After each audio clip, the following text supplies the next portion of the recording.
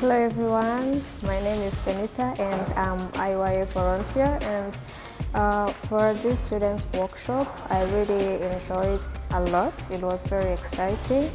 For the very first day we had a picnic and it was having too many programs including mind recreation. We had to play different games and everyone there was happy and excited and looking forward to the next programs, and which brought us to the second day. And for the second day also we really enjoyed and we played games. We had to learn about our hearts and about changing our mindset, which was also so good and exciting.